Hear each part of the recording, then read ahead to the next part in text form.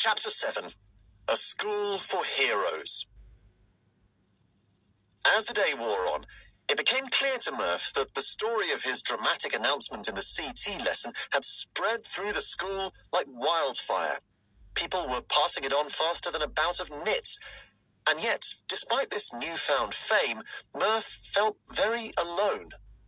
This should have been a pretty normal feeling for him. At his last school, he'd spent a lot of time on his own, and after a while the other kids had more or less left him to it. But being alone at the school was an entirely new experience, because here, nobody would stop staring at him. Even in a school full of weirdos who can inflate their own heads, I'm the outcast, he thought to himself glumly. He didn't even feel like he could call on his new pal Mary, because for all he knew, she might want to distance herself too, now he'd revealed he wasn't a skimmer like her. A couple of times, he'd seen her walking his way with a determined expression, but he was so embarrassed that he'd kept his head down and managed to avoid her. Murph's presence at the school seemed to be a constant topic of conversation, and during the day, whether between lessons, at break time, lunchtime, any time really, there was constant side-eyeing and whispering. He pretended it wasn't about him and tried to ignore it, but that was easier said than done, particularly when some people decided to confront him directly during an otherwise uneventful maths class. "How did you even end up here, Kid Normal?" asked TV exploder Timothy aggressively. Murph shook his head, wishing he had a decent answer. He couldn't face embarrassing himself even more by telling the lame truth again. After maths, the class shuffled along to their next lesson, everybody avoiding Murph as if he had 3 heads, all of which had chickenpox. But before they could reach the next classroom, the axe that had been hovering over Murph's head for the last hour fell. "Who's Cooper?" a voice shouted. Murph looked up. 2 much older students were coming down the corridor towards him. Now what, he thought. They were impressive-looking creatures, a boy and a girl.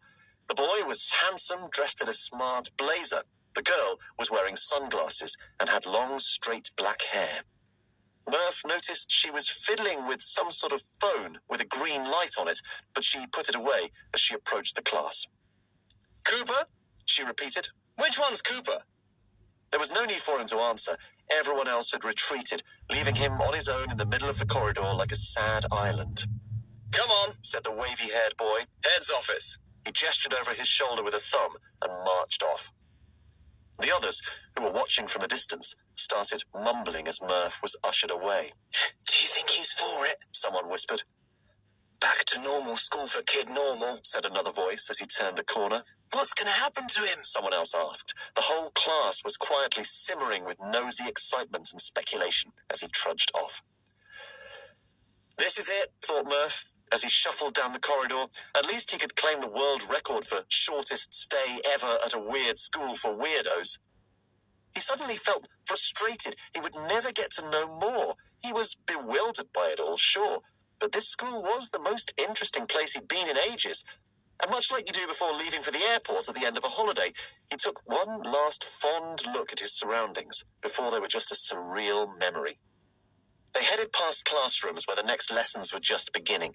He could hear teachers' voices, and as he passed one room, there was a loud bang and a gasp from his soon-to-be ex-schoolmates.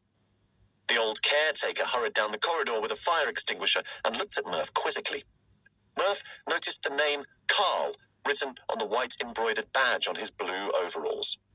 "Just in case," Carl shouted over his shoulder, barging through the classroom door with the extinguisher at the ready. Presently, Murph's 2 companions stopped to give him his final directions. "Straight down the main corridor to the end and up the stairs. It's the round bit that looks out over the playing fields. You know it?" Murph had indeed noticed a turret-like structure tacked on to the edge of what were otherwise pretty conventional-looking school buildings, and he began climbing cheerlessly to the top of it. Slightly out of breath, Murph arrived outside Mr. Superman's study. He found himself in a small, cluttered waiting area lined with bookcases. The tops of these bookcases held a selection of rather strange ornaments. There were a few carved wooden animals, but Murph also noticed what looked like a shark's jawbone and a black metal dial that could have come from an old-fashioned aeroplane.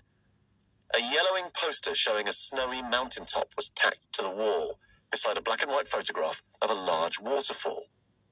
It was as though he'd wandered into a junk shop by mistake, but he didn't say that to the old lady who was sitting at a desk in the middle of all the clutter. It would have been rude. Instead, he gave the international noise for, "Please stop tapping at your laptop and look at me," which sounds exactly like a small, nervous cough. The lady stopped tapping at her laptop and looked up at him. She had fluffy white hair that made her head look like someone had smeared it with glue and rolled it in cotton wool, but you shouldn't do that to old ladies, it's cruel. Her eyes, set inside deltas of wrinkles, were very bright and seemed kind. "Hi," she said to Murph simply. "Hello," replied Murph. "I'm here to see, Mr. Superman. He won't be a minute. It's Murph, isn't it?" He nodded. "Have a seat for a bit, why don't you?"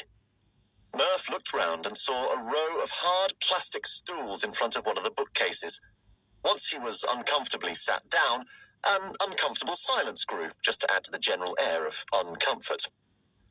The lady with white hair, whose name was Flora, by the way, although she hasn't told us that yet, didn't go back to her typing.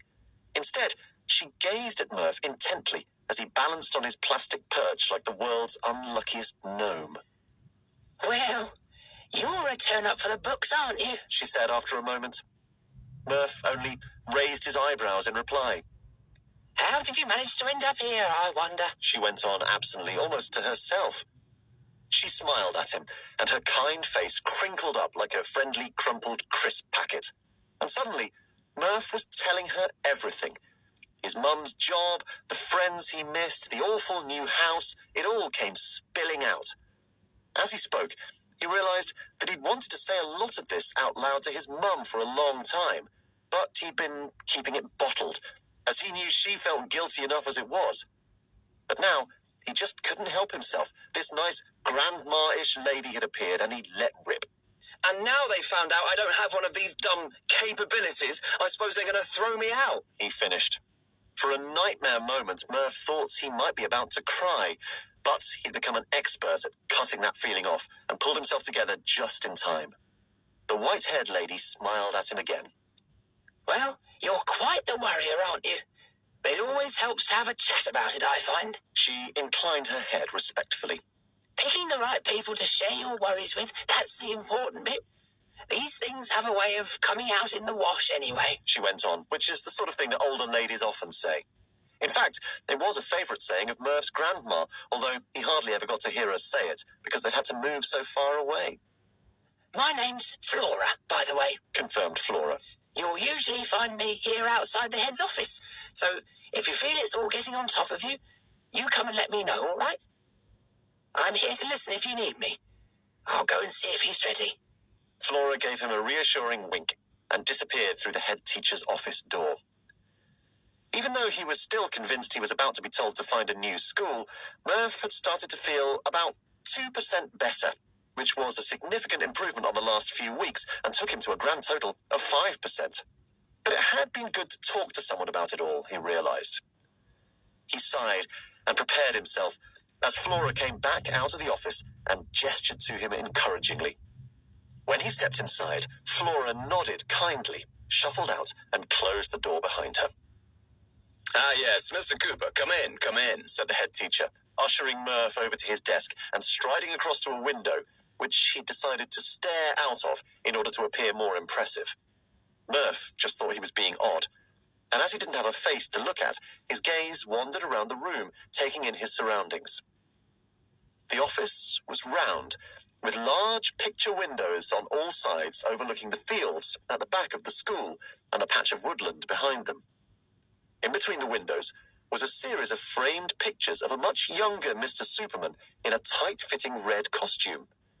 One showed him shaking hands with a lady with puffy hair in a smart blue suit outside a black door with a number 10 on it.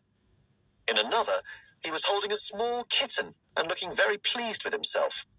A third showed him with his hands on his hips, one foot planted on what appeared to be a gigantic, unconscious clown. A collapsed and scorched circus tent smouldered in the background. Mr. Superman spun round and saw Murph staring. "Party animal," he called himself. Catchphrase? It's my party and you'll die if I want you to. Nasty piece of work. Do have a seat. Murph sank into one of 3 comfortable leather chairs that were arranged in front of the large wooden desk. The desk was bare except for a phone that looked very much like the one the girl with sunglasses had been using, but it wasn't a model Murph recognized. Mr. Superman turned away from him again and gazed out over the grounds. I expect this all seems a little strange to you, Mr. Cooper. Murph nodded, thinking privately that the word strange didn't even begin to cover it. You and your, charming mother have stumbled across a school that's not for ordinary children. This is it, thought Murph. This is where they call Mum and get her to pick me up, and we start Operation School Search all over again. But after much deliberation, I have decided that I will allow you to stay with us for the time being. After all, a touch of outside perspective might help our little community, blustered Mr. Superman. Murph had no idea what was going on, but he kept his mouth shut, which was a tactic that had often served him well. At this point, Mr. Superman turned back round once more to face him.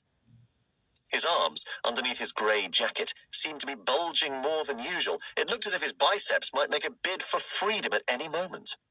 I just need to know, he said, fixing Murph with a steely gaze, that we can count on your discretion. Based on the earlier flying episode, which got him into this sticky toffee pudding of a problem to begin with, Murph thought it would be best to ask for clarity. When you say discretion, what exactly are we talking about? Mr. Superman picked up a cup of coffee that had been sitting on the windowsill and drained it. It had gone cold and tasted disgusting, but he hid it well. I mean, Murph continued, do you mean that if I accidentally let slip a couple of things about what goes on at this school to my mum, you'll be slightly miffed? Not quite, Mr. Cooper, replied Mr. Superman, with a raise of an eyebrow and a ripple of an arm.